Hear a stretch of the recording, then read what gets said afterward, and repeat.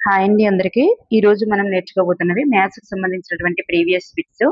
మనం ఇవి తెలుసుకోవాల్సిన అవసరం ఎంతైనా ఉంది. ఎందుకంటే ఇవి తెలుసుకుంటేనే మనకి ఎటువంటి బిట్స్ వస్తున్నాయి, ఆ బిట్స్ కి సంబంధించి రిలేటెడ్ గా ఉన్నటువంటి బిట్స్ అనేవి చేయడం మనకి ప్రాక్టీస్ చేయడానికి వీలవుతుంది అనమాట. ఇక్కడ ఫస్ట్ బిట్ చూస్తే క్రింది సమాసంను పరిశీలించి సత్య వాక్యాలను కనుగొనాలి.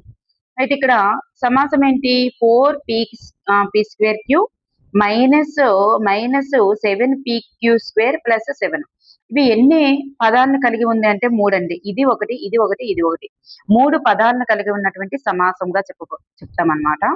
అయితే ఇక్కడ p²q యొక్క సంఖ్యా గుణకం ఎంత అంటే 4 అన్నారు. ఎస్ 4ఏ. మరి pq² యొక్క సంఖ్యా గుణకం 7 అన్నారు. కానీ ఈ pq² యొక్క సంఖ్యా గుణకం ఎంత అనేది 7 అయితే కాదు, -7 కాబట్టి ఈ బి అనేటటువంటిది సత్యవాక్యం కాదు. ఈ ఏసీలు మాత్రమే సత్యవాక్యాలు. సమాసం 3 పదాలను కలిగి ఉంది. ఏసీ మాత్రమే సత్యవాక్యాలు. నెక్స్ట్ వన్, ఇక్కడ ఒక ఇక్కడ ఇది ఇచ్చారు చూడండి, ఒకసారి చూద్దాం. 1 - ½ ఒకటిలో హాఫ్ తీస్తే ఎంత వస్తుంది మనకి? హాఫ్ ఇంటూ ఇక్కడ 1 - 1/3 అంటే ఏమొస్తుంది? 2/3 ఇంటూ 1 - 1/4 అంటే 3/4. ఇట్లా ఎండ్ సో వన్ 1 - 1/123 128 అంటే మనకి ఎంత వస్తుంది? ఇక్కడ 127 అంతే కదా, 127/128 అనేటటువంటిది వస్తుంది. ఈక్వల్స్ టు 2x కి సమానం అంట. అంటే మనం ఇక్కడ ఇవి ఇట్లా రాసుకుంటూ ఇలా కట్ చేసుకుంటూ వెళ్ళాం అనుకోండి, ఇలా కట్ అవుతూ ఏమవుతుందంటే ఇలా కట్ అవుతూ ఇక్కడ ఉన్నటువంటి 127 ఇదిగోండి, ఈ కార్నర్ లో ఉన్నటువంటి 127 అనేది చూడండి, కిందన వచ్చేది మీదన వచ్చేది ఈక్వల్ గా ఉంటున్నాయి. ఈ 127 అనేది ఈ 127 కి కట్ అయిపోతుంది. అప్పుడు మిగిలేవేంటి? పైన 1 ఉంది, కిందన 128 ఉంది.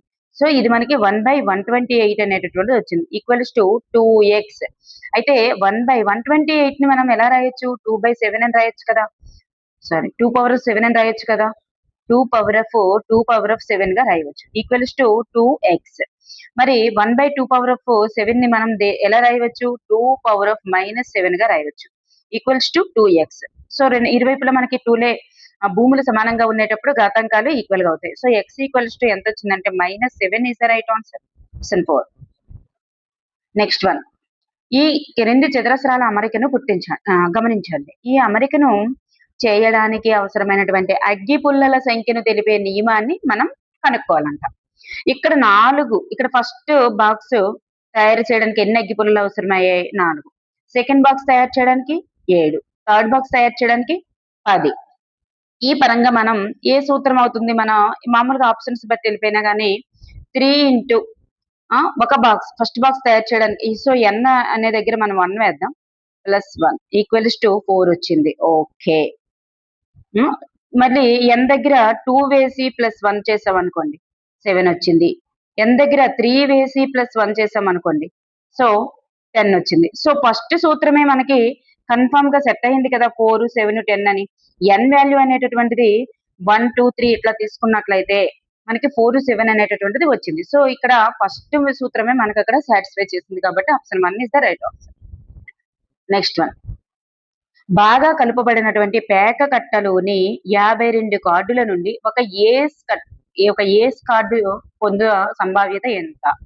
ఒక పేక కట్ట ఉంది. ఆ పేక కట్టలో ఏస్ అనేటటువంటి ఏస్ కార్డులు ఎన్ని ఉంటాయంటే 4 ఉంటాయండి. ఏస్ కార్డులు ఏంటేంటి మనకు తెలుసు కదా, డైమండ్ ఒకటి, డైమండ్స్ ఒకటి, క్లబ్స్ ఒకటి, హార్ట్స్ ఒకటి, స్పేడ్స్ ఒకటి. ఈ నాలుగింటిని కూడా క్లబ్స్, ఈ నాలుగింటిని మనం ఏమంటారంటే ఏస్ కార్డులు అంటారు. మొత్తం 52 కార్డుల్లో ఏస్ కార్డులు ఎన్ని ఉంటాయంటే 4 కార్డులు. అయితే అందులో ఒకటి తప్పనిసరిగా ఒక ఏస్ కార్డు అయ్యి ఉండాలంట. ఒక ఏస్ కార్డు అవ్వడానికి అంటే మొత్తం ఉన్నటువంటి 4 ఏస్ కార్డుల్లో ఒక ఏస్ కార్డు పొద్దు సంభావ్యత ఎంత అని అడిగేటప్పుడు 4/52 అనేటటువంటిది తీసుకోవాలి. అప్పుడు మనకు ఆన్సర్ ఏమవుతుంది? 1/13. So 1/13 is the right answer. 1/13 is the right answer. ఇక్కడ చూసుకున్నట్లయితే క్రింది వాటిలో సరికానిది ఏది? ఇక్కడ సమాంతర చతుర్భుజానికి సమాంతర చతుర్భుజానికి గల సౌష్ఠవ రేఖల సంఖ్య ఎంత అంటే 0. మరి సమబాహు త్రిభుజం యొక్క భ్రమణ కోణం 60 డిగ్రీలు అన్నారు. సమబాహు త్రిభుజం అంటే 3 భుజాలు కలది. మరి 3 భుజాలు ఉన్నాయంటే 360. మామూలుగా భ్రమణ కోణం ఎంత? పూర్తి భ్రమణ కోణం 360 డిగ్రీలు. సో 360 డిగ్రీలని 3తో డివిజన్ చేస్తే ఏమొస్తుంది? 120 డిగ్రీస్ వస్తుంది. సో ఒక త్రిభుజానికి 3 భుజాలు కనుక 3తో డివిజన్ చేసాం. సో మొత్తం దీని యొక్క భ్రమణ కోణం ఎంత వచ్చింది అంటే 120 డిగ్రీస్ వచ్చింది. సో 60 డిగ్రీలు అయితే కాదు. చతురస్రం యొక్క భ్రమణ సౌష్ఠవ పరిమాణం ఎంత అంటే 4. ఎందుకంటే ఒక చతురస్రానికి 4 భుజాలు. భ్రమణ సౌష్ఠవ పరిమాణం అంటే మళ్ళీ అది ఆ రకంగా మళ్ళీ రావడానికి ఒక అంటే 360 డిగ్రీల తిరిగేటప్పుడు అంటే ఆ చతురస్రం అనేది పూర్తి భ్రమణం చేసినప్పుడు తనలాంటి ఫొటోస్ తనలాగా ఎన్నిసార్లు కనిపిస్తుందంటే 4 సార్లు. సో అందుకే దాని యొక్క భ్రమణ సౌష్ఠవ పరిమాణం ఎంత అంటే 4. హెచ్ అనేటటువంటి ఆంగ్ల అక్షరానికి నిలువు సౌష్ఠవ రేఖల సంఖ్య ఎంత అంటే ఇట్లా నిలువుగా గీత గీసినప్పుడు నిలువు సౌష్ఠవ రేఖల సంఖ్య ఎంత అంటే 1. సో ఇక్కడ ఆప్షన్ 4 కూడా సరైనది. ఇక్కడ సరికానిది ఏది అంటే ఆప్షన్ 2 అనేది సరికాదు. నెక్స్ట్ వన్ చూద్దాం. నెక్స్ట్ వన్, ఆదిత్య 2 సెంటీమీటర్ల వ్యాసం గల వృత్తాకార డిస్కును 2 సమాన భాగాలుగా ఖండించాడంట. ఇక్కడ 2 సెంటీమీటర్లు, ఇక్కడ వ్యాసం అడగారా వ్యాసార్థం అన్నారా? వ్యాసము. దీన్ని సమానంగా ఖండించాడంట. ఇట్లా సమానంగా ఖండించాడంట. అయితే అర్ధ వృత్తాకార డిస్క్ యొక్క చుట్టుకొలత మరియు వ్యాసానికి గల నిష్పత్తి ఎంత? అర్ధ వృత్తం యొక్క చుట్టుకొలత మరియు వ్యాసానికి నిష్పత్తి. సో ఇక్కడ మనకు చూస్తే అర్ధ వృత్తం అంటే చూడండి, ఇక్కడ వ్యాసార్థం ఎంత వస్తుంది? ఇక్కడ 1 వ్యాసార్థం, ఇక్కడ 1 వ్యాసార్థం. అందుకే అప్పుడు పూర్తి వ్యాసం అనేటటువంటిది మనకి వ్యాసం అనేటటువంటిది 2 అయితే వ్యాసార్థం ఏమవుతుంది? 1 సెంటీమీటర్ ప్లస్ 1 సెంటీమీటర్ అనేటటువంటి వస్తాయి. 1 సెంటీమీటర్ 1 సెంటీమీటర్ అనేటటువంటి వస్తాయి. అయితే ఇక్కడ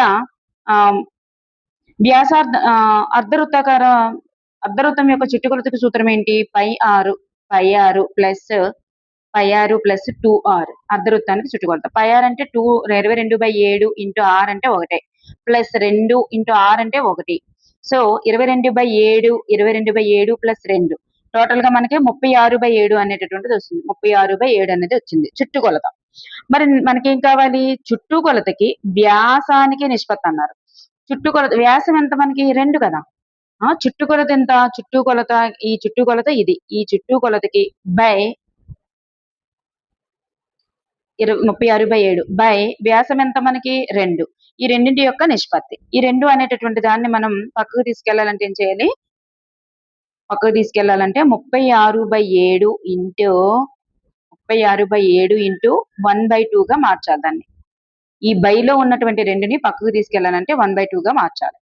1/2గా మార్చాలి. అప్పుడు ఏమవుతుంది? 2 1 జా 2 18 జా. సో 18/7 లేదా 18:7 18:7గా మారుతుంది. Option 3 is the right answer. Next one, 4 సెంటీమీటర్లు ఇంటూ 2 సెంటీమీటర్లు కొలతలుగా గల దీర్ఘ చతురస్రాకార ఒక కాగితం యొక్క అంచు మరొక అంచుపై ఆవరించకుండా 2 సెంటీమీటర్ల ఎత్తుగల ఒక స్తూపంగా మడవబడిన దాని యొక్క ఘనపు సెంటీమీటర్లలో ఎంత? చూడండి, ఇది వెరీ సింపుల్. అయితే ఇక్కడ మనం ఏం చేయాలంటే స్తూపాకారంగా మడవబడిన దాని ఘనపరిమాణం అడిగారు కాబట్టి స్తూపం ఘనపరిమాణానికి సూత్రం ఏంటి? ఘనపరిమాణం సూత్రం ఏంటి? V = పై r స్క్వేర్ హెచ్. అయితే ఇప్పుడు చూడండి, ఒక దీర్ఘ చతురస్రాకార కాగితము ఉంది. ఈ 4 పొడవున్న 2 వెడల్పు ఉన్నది. ఈ కాగితాన్ని ఏం చేశారు? ఈ అంచుని దీన్ని పట్టుకొని ఒక చాప చుట్టిన మాదిరిగా ఇలా దీన్ని ఒక సర్కిల్ లాగా అంటే దేన్ని ఏం చేశారు? ఈ 4 ఉంది కదా, ఈ 4ని ఒక సర్కిల్ లాగా ఇలా మడత పెట్టి తెచ్చారు. అంటే ఈ చివర ఉన్నటువంటి ఈ కొనని తీసుకొచ్చి ఇక్కడికి మడత పెట్టారు.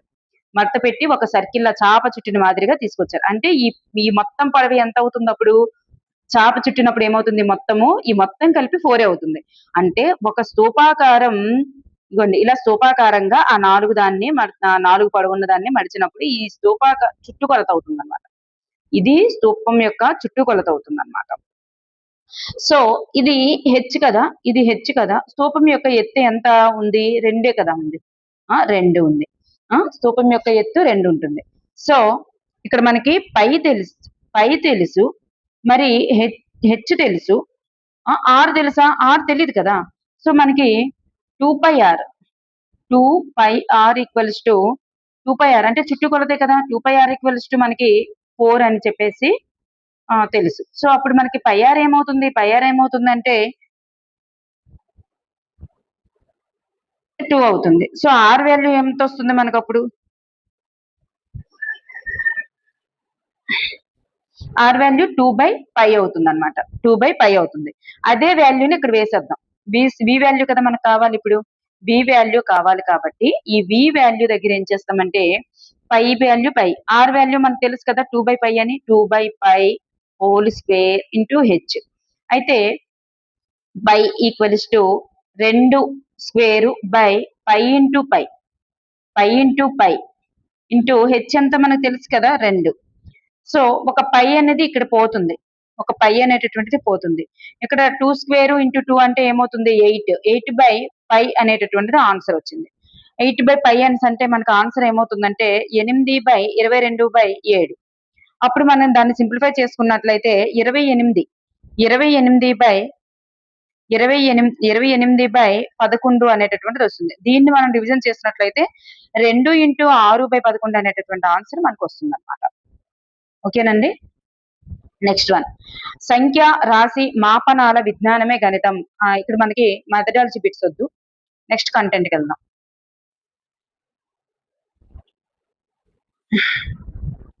నెక్స్ట్, క్రింది గుణకారంలో ఏబి అక్షరాల విలువలు ఎంత? చూడండి, ఏబి ఇచ్చారు ఇంటూ దాన్ని 6 తో మల్టిప్లికేషన్ చేసినట్లయితే ఈ 3 అంకెలు కూడా సమానంగా వచ్చాయంట. ఇక్కడ మన ఆప్షన్స్ నుండి చెక్ చేసుకుంటే ఈజీగా ఉంటుందండి. దాన్ని బట్టి మనకి ఆప్షన్ 4 అనేటటువంటిది సాటిస్ఫై చేస్తుంది అనమాట. ఆప్షన్ 4 అనేటటువంటిది 7 4 ఇంటూ 6 అనేటటువంటి దాన్ని మనం చేసుకున్నట్లయితే అన్ని 4లు అనేటటువంటిది వస్తుంది. సో ఇక్కడ option 4 is the right answer. మనం ఆప్షన్స్ నుంచి అంటే ఏని 7 గా, బిని 4 గా తీసుకోండి. 74 ఇంటూ 6 అట్లా, 72 ఇంటూ 6, 47 ఇంటూ 6, 42 ఇంటూ 6 అట్లా చేసిస్తే మనకి ఈజీగా వచ్చేస్తుంది. ఏది అయితే 3 అంటే వచ్చేటటువంటి ఆన్సర్ 3 కూడా ఈక్వల్ గా రావాలి. ప్లస్ చూడండి, ఇక్కడ బి స్థానంలో ఏదైతే నెంబర్ ఉందో అదే ఇక్కడ వస్తుందా అని అంటున్నారు. బి స్థానంలో వచ్చినటువంటి నెంబరే మనకు వచ్చింది. సో ఈజీ అన్నమాట. కనిపించండి, 100 వరకు గల సంయుక్త సంఖ్యల సంఖ్య అడిగారు. మనకు తెలుసు కదా ప్రధాన సంఖ్య కానివన్నీ కూడా సంయుక్త సంఖ్యలండి. ప్రధాన సంఖ్యలు ఎన్ని మనకు తెలుసు కదా. ప్రధాన సంఖ్యలు 100 వరకు ఉండేవి 25. మరి ప్రధాన సంఖ్యలు కానివన్నీ కూడా సంయుక్త సంఖ్యలే, కానీ 1 అనేటటువంటిది ప్రధాన సంఖ్య కాదు.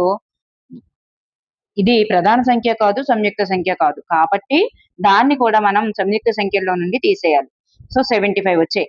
సో 1 కూడా ప్రధాన సంఖ్య కాదు కాబట్టి ఈ ఎన్ని ఉంటాయంటే సంయుక్త సంఖ్యల సంఖ్య 4 is the right answer. 74 is the right answer. Base సంఖ్యల మొత్తానికి సూత్రం ఏంటి? ఫస్ట్ ఎన్ అంటే ఎన్ని సంఖ్యలు అనేది తెలియాలండి. ఇవి మొత్తంగా ఎన్ని సంఖ్యలు అనేది తెలియాలి. ఎన్ని సంఖ్యలు అనేది తెలియాలి, ఎంత తెలియాలంటే ఇక్కడ లాస్ట్ చివరి సంఖ్య ప్లస్ 1/2 వేస్తాం. 43 ప్లస్ 1/2 అనేది వేస్తే ఎన్ని సంఖ్యలు అనేది తెలుస్తుంది. 22 సంఖ్యలు. సో ఇప్పుడు మనకి సమ్ ఎలా వస్తుందంటే 22 స్క్వేర్ మైనస్ 1 అనేటటువంటిది ఆన్సర్ అన్నమాట. అంటే 484 మైనస్ 1 అనేటటువంటిది answer. So 483 is the right answer అన్నమాట. ఇక్కడ చూడండి, 12,600 రూపాయలకు సంవత్సరానికి 10% వడ్డీ రేటు చొప్పున మరి 2 సంవత్సరాలకు ఒకసారి వడ్డీ తిరిగి కట్టే పద్ధతిన అయ్యే చక్రవడ్డీ ఎంత అన్నారు. అంటే సంవత్సరానికి ఒకసారి వడ్డీ తిరిగి కట్టేస్తారంట. సో దా పద్ధతిన ఎంత అవుతుంది? అయితే ఇక్కడ చూస్తే మనకి చక్రవడ్డీ కదా అడిగారు, చక్రవడ్డీ అడిగారు. అంటే చక్రవడ్డీ కావాలి అంటే మనకి ఏం చేస్తామంటే అసలులో నుంచి మొత్తంలో నుంచి అసలుని తీయాలి. మొత్తం నుంచి అసలు తీయాలంటే మొత్తానికి సూత్రం కదా మనం వెయ్యాలి. మొత్తానికి సూత్రం ఏంటి? p into 1 plus r/100 whole power of n అనేటటువంటి సూత్రాన్ని మనం ఫస్ట్ వేయాలి. అయితే మనం చేయాల్సింది a మైనస్ p అనేది గుర్తుపెట్టుకోండి. ఏ వాల్యూ అనేటటువంటిది మనకు ఫస్ట్ కావాలి. ఏ వాల్యూ కావాలంటే p అంటే ఎంత? 12,600 అసలు into 1 plus 10/100 whole power of n. దీన్ని సింప్లిఫై చేయాలి. సింప్లిఫై చేసేటప్పుడు ఎట్లా వస్తుందంటే 12,600 ఇంటూ ఇంటూ 1 ప్లస్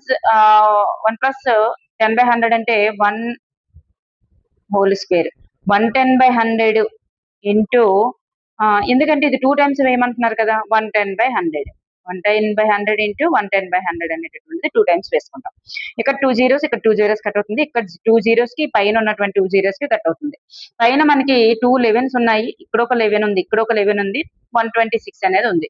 ఈ మూడు కనుక మనం మల్టిప్లికేషన్ చేస్తే 15,246 అనేటటువంటిది వస్తుంది. కానీ ఇది దేనికి సూత్రం? ఇది ఏ అనేటటువంటిది ఆ వాల్యూకి సూత్రం. సో మనకి వచ్చింది ఏంటి? అసలు వచ్చింది. అసలులో నుంచి పిని తీసేయాలి. పి అంటే ఇది కదా, సారీ మొత్తం వచ్చింది. మొత్తం ఏ అంటే ఏంటంటే మొత్తం. ఈ మొత్తంలో నుంచి పిని తీసేయాలి. అంటే 15,246లో నుంచి మనం ఏం తీసేయాలి? 12,600ని తీసివేసేయాలి. తీసివేస్తే మనకి ఎంత వస్తుంది టోటల్లీ అంటే 2,646 రూపాయలు అనేటటువంటిది వస్తుంది. Option 1 is the right answer అన్నమాట. నెక్స్ట్ వన్, ఈ క్రింది వానిలో సత్యవాక్యాన్ని ప్రవచనాన్ని గుర్తించండి. అన్ని దీర్ఘ చతురస్రాలు అవుతాయి. అన్ని దీర్ఘ చతురస్రాలు అవుతాయా? అవ్వవు. అన్ని చతురస్రాలు దీర్ఘ చతురస్రాలుగా చెప్పవచ్చు, అంటే రివర్స్ లో చెప్పవచ్చు.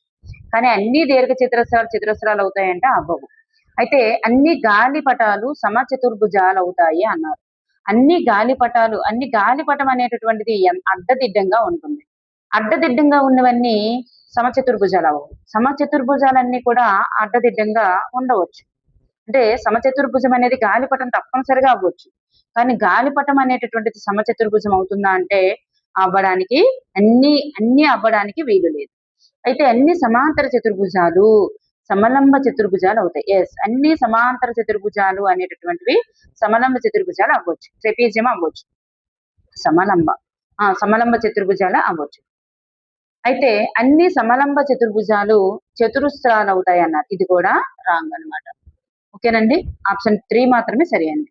నెక్స్ట్ వన్, ఒక తలంలో 2 విభిన్న బిందువులు గుండా గీయదగే సరళ రేఖల సంఖ్య ఎంత? ఒక తలంలో 2 విభిన్న బిందువుల గుండా ఎన్ని సరళ రేఖలను గీయవచ్చు? ఒక తలం ఉంది. తలం అంటే ఎంతైనా తలమే. అందులో 2 బిందువులు ఉన్నాయమ్మ. ఈ 2 బిందువులు గుండా గీయదగే సరళ రేఖల సంఖ్య. ఎన్ని సరళ రేఖలు గీయగలం? ఈ బిందువులు 2 కలుపుకుంటూ ఒక్క గీతను మాత్రమే గీయగలం. ఇలా 2 బిందువులను కలుపుకుంటూ ఎన్ని గీయగలం అంటే 1 మాత్రమే గీయగలం. అంతకు మించి మనం గీయలేమన్నమాట. సరైన ఎంపిక ఆప్షన్ 2. నెక్స్ట్ వన్, ఒక క్రమ బహుభుజి యొక్క ప్రతి అంతర మరియు బాహ్య కోణాల నిష్పత్తి 5:2. అయితే ఇక్కడ ఒకసారి చూసుకున్నట్లయితే ఒక క్రమ బహుభుజి యొక్క అంతర బాహ్య కోణాల నిష్పత్తి ఇచ్చారు కదా. మరి బహుభుజి యొక్క భుజాల సంఖ్యని ఏమంటామంటే n అంటాం. ఈ n వాల్యూ అనేటటువంటిది మనకి ఫైండ్ చేయమన్నారు.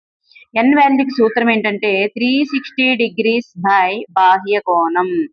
360 degrees బై బాహ్య కోణం అనేటటువంటిది సూత్రం. ఇది గుర్తుపెట్టుకోండి. ఫస్ట్ ఒక సైడ్ ఉన్నాయండి. మనకి బాహ్య కోణం తెలుసా? తెలియదు. కానీ ఇప్పుడు కనిపెడదాం. ఎట్లా అంటే బాహ్య కోణం మరియు అంతర కోణాలు నిష్పత్తి ఇచ్చారు కదా. సో బాహ్య కోణం మరియు అంతర కోణాలు మొత్తం సూత్రం ఏంటి అంటే 180 degrees అండి. బాహ్య కోణము అంతర కోణాలు మొత్తం 180 degrees. బాహ్య కోణం 5x ప్లస్ అంతర కోణం 2x ఈక్వల్స్ టు 180 degrees కి సమానం అయితే 7x ఈక్వల్స్ టు 180 degrees, మరి x equals to 180 degrees by 7. మరి x వాల్యూ తెలిసినప్పుడు మనకి బాహ్య కోణం ఎంత అనుకున్నాం? 2x కదా అనుకున్నాం. ఇది అంతర కోణం, ఇది బాహ్య కోణం. మరి బాహ్య కోణం 2x అయితే మరి ఈ x వాల్యూ అనేటటువంటి దాన్ని ఇక్కడ వేద్దాం. ఇక్కడ వేసినప్పుడు ఏమవుతుంది? 2 into 180/7 అనేటటువంటిది వస్తుంది. అంటే టోటల్లీ 360/7 అనేటటువంటిది వస్తుంది అనమాట. 360/7 మనకి x వాల్యూ అనేటటువంటిది x వాల్యూ ఎంత వచ్చిందంటే 360/7 అనేటటువంటిది వచ్చింది. అంటే మనకి ఇక్కడ x వాల్యూ వచ్చింది కదా. 2x వాల్యూ వచ్చింది కదా. 2x అంటే ఏంటి? బాహ్య కోణమే కదా. ఈ బాహ్య కోణం విలువ అనేటటువంటిది 360/7 అనేటటువంటిది వచ్చింది.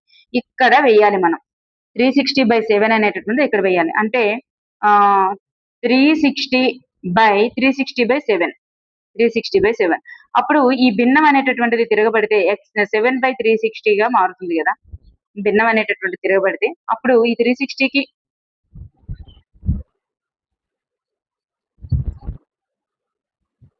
చూడండి దీన్ని సింప్లిఫై చేయడం 360/360/7 ని మనం సింప్లిఫై చేసేటప్పుడు ఎట్లా మారుతుందంటే 360/7/360 గా మారుతుందండి. 360 కట్ అయితే 7 అనేది రైట్ ఆన్సర్.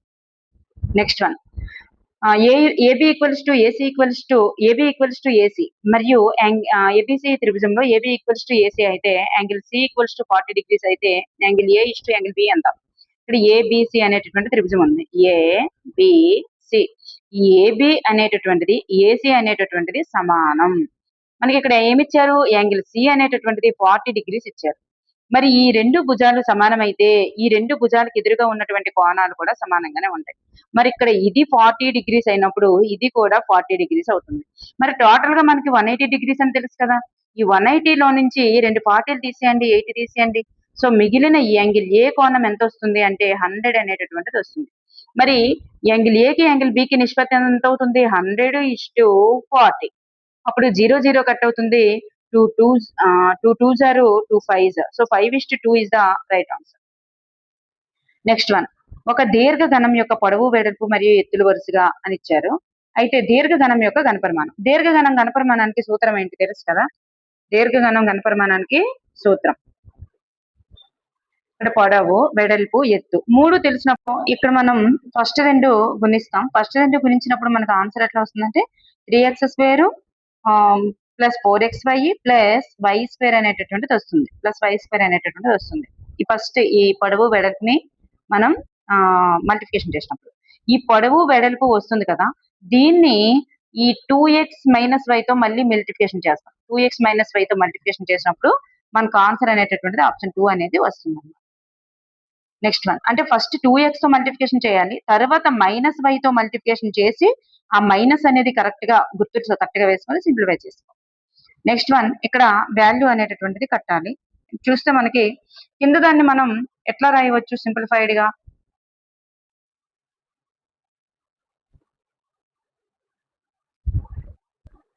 ఈ పైన ఉన్న దాన్ని మనం ఎలా రాస్తాము? 56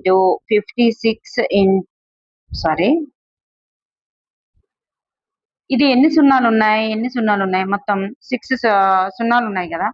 సో 56 × 10⁶ గా రాయండి. తర్వాత చూద్దాం ఇక్కడ ఎన్ని సున్నాలు ఉన్నాయి. ఇక్కడ ఎన్ని స్థానాల తర్వాత పాయింట్ ఉంది అంటే 7 స్థానాల తర్వాత పాయింట్ ఉంది కాబట్టి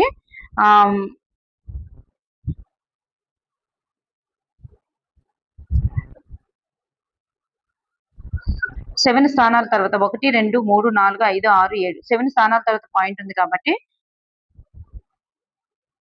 ఇక్కడ చూడండి కుడివైపు స్థానాలు ఉన్నాయి కాబట్టి +6 గా వేసుకుందాం.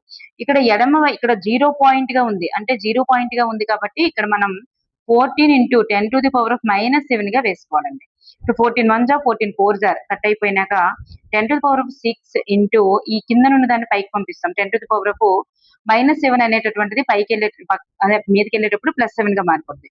అప్పుడు 4 × 10⁻6 7 ఎంత అవుతుంది? 13. ఇదే మనకి ద రైట్ ఆన్సర్. ఆప్షన్ 4 అనేటటువంటిది ఇక్కడ మనకి రైట్ ఆన్సర్ అన్నమాట.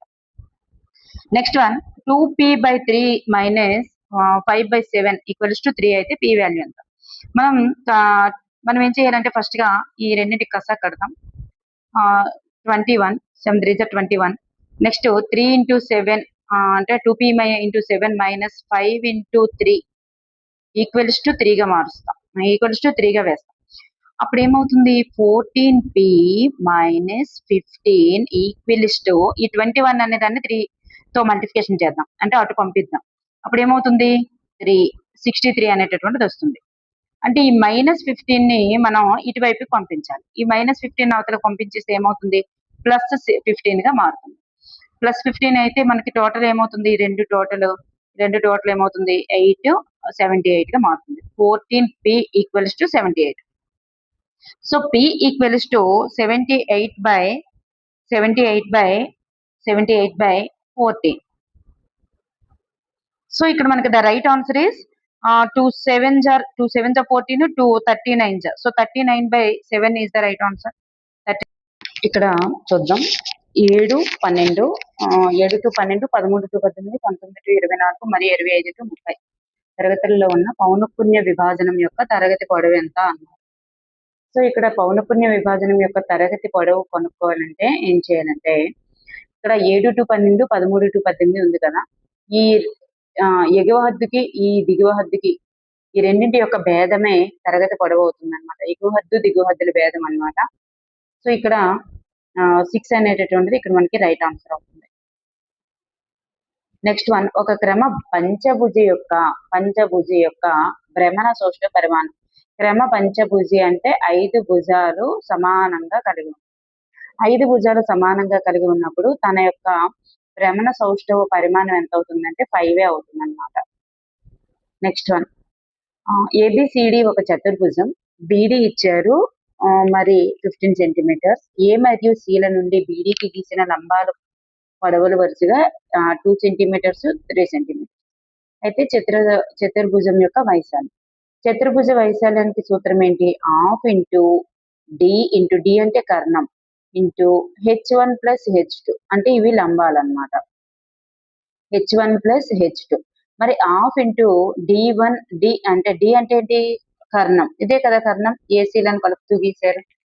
సో ఏసీల నుండి బీడీకి ఇక్కడ చూడండి, బీడీ అనేటటువంటిది కర్ణం. బీడీ అనేటటువంటిది కర్ణం అవుతుంది. ఎందుకంటే ఏబిసిడి గీసాం అనుకోండి, A B C D. So ABCD గీస్తే బీడీ అనేది కర్ణమే అవుతుంది. So 15 centimeters 15 into h1 plus h2 2 into 2 plus 3 అంటే ఎంత వస్తుంది? 2 ప్లస్ 3 అంటే 5 వస్తుంది. 2 ప్లస్ 3 అంటే 5 వస్తుంది. సో మనకి ఇక్కడ ఎంత అయింది టోటల్? 75/2. 75/2 అంటే మనకి 37.5 అనేటటువంటిది రైట్ ఆన్సర్. నెక్స్ట్ వన్, సమఘనం యొక్క ప్రతి అంచు కూడా 50 సెంటీమీటర్స్ పెరిగింది అనుకోండి. ఒక సమఘనం అనేటటువంటిది వేసాం. ఇప్పుడు ఈ సమఘనం యొక్క మరి ప్రతి అంచు కూడా 15 సెంటీమీటర్స్ అనేటటువంటిది పెరిగింది అనుకోండి.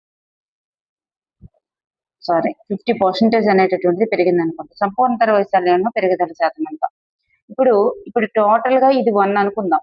ఒక భుజం అనేది 1 అనుకుంటే 50% పెరిగింది కదా, ఇంకొక 0.5 పెరిగినట్లు. అంటే సమఘనం యొక్క ప్రతి అంచు కూడా ఎంత అవుతుంది అంటే 1.5a అనేటటువంటిది అవుతుంది. 1.5a అనేటటువంటిది అంటే కొత్తది 1.5a. అయితే సంపూర్ణతర వైశాల్యానికి సూత్రం ఏంటి? 6a² కదా. సో 6a² ప్రకారం ఇది కొత్త భుజం, కొత్తగా అంటే పెరిగినటువంటి భుజం ఇది. మరి దాని సూత్రం ప్రకారం 6 ఇంటూ 1.5a² ఇట్లా వచ్చినప్పుడు మనకి టోటల్లీ ఎంత అవుతుంది అది అంటే టోటల్లీ ఇది మనకి 13.5a² అవుతుంది. అయితే ఇప్పుడు మనకి ఈ పెరుగుదల శాతాన్ని లెక్కించాలంటే ఏం చేయాలంటే మనం ఫస్ట్ ఇప్పుడు ఈ కొత్తగా వచ్చినటువంటి దానిలో నుంచి చూడండి, కొత్తగా 13.5a² మైనస్ పాతది 6a² బై 6a² ఇంటూ 100 చేయాలి. అప్పుడు మనకి ఈ పెరిగినటువంటి ఇది వస్తుంది అనమాట. ఇలా చేస్తే మనకి ఏమొస్తుందంటే పైన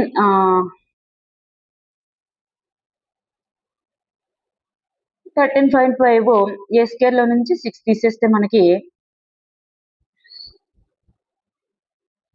7 కదా. 7.5a². 7.5a² by 6a² into 100 అనేటటువంటిది ఉంది. a² కి కట్ అయిపోతే అప్పుడు మనకి 2 3s and 2 50s 2 3s 350s and 3 1s 3 2s 2 5s అంటే 2.5 అనేటటువంటిది ఇక్కడ వస్తుంది. 2.5 ఇంటూ 50 మనకి ఎంత ఉంది? ఇక్కడ 50 ఉంది, ఇక్కడ 2.5 ఉంది. 2.5 ఇంటూ 50 125% అనేటటువంటిది ఇక్కడ మనకు వస్తుంది అనమాట. ఇక్కడ 1.25 అంటే 1.25 ఇంటూ 50 ఏమొస్తుందంటే 125 అనేటటువంటిది మనకు వస్తుంది. నెక్స్ట్ వన్, గణితం ఇది మనకి మెథడాలజీ.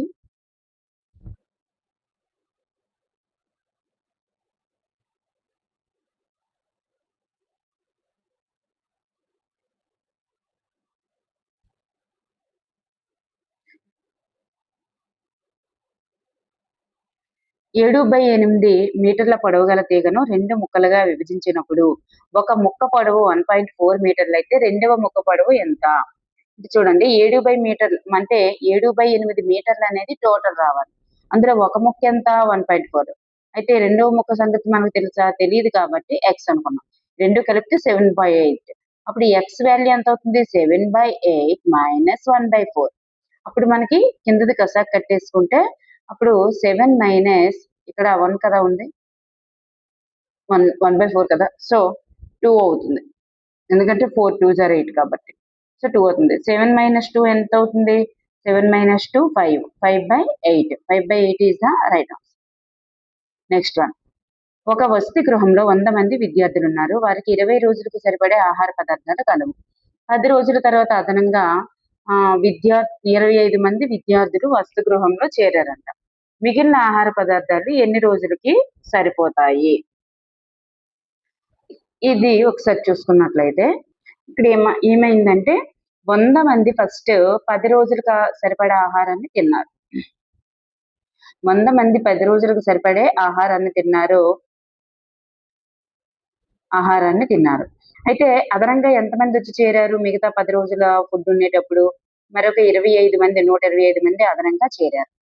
అయితే 125 మంది అదనంగా చేరితే అది మనకి ఎన్ని రోజులకి వస్తుంది? అలాంటప్పుడు మనం ఏం చేయాలంటే ఈ 1000/125 అనేటటువంటిది చేసుకుంటాం. అప్పుడు 8 days అనేటటువంటిది మనకి వస్తుందన్నమాట.